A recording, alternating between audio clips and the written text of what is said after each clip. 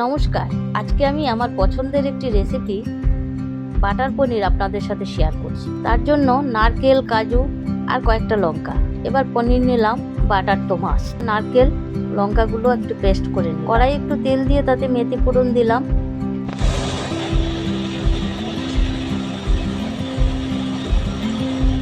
আর 2-3টে long আর এলাচি দিলাম। এবার পেস্টটা ঢেলে দিলাম।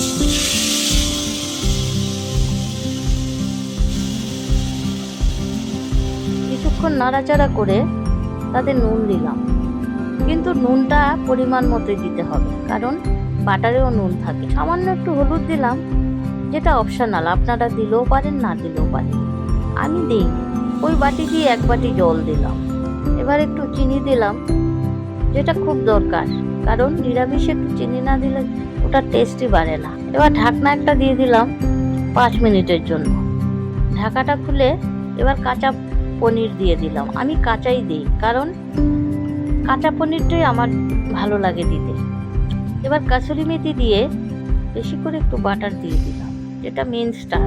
এবার কিছুক্ষণ নাড়াচাড়া করে আবার ঢাকা দিয়ে দিলাম। এবার ঢাকাটা তুলে দেখুন, আমার বাটার পনির অলমোস্ট ডান। আপনাদের যদি ভালো লেগে থাকে তাহলে কমেন্টে অবশ্যই জানাবেন।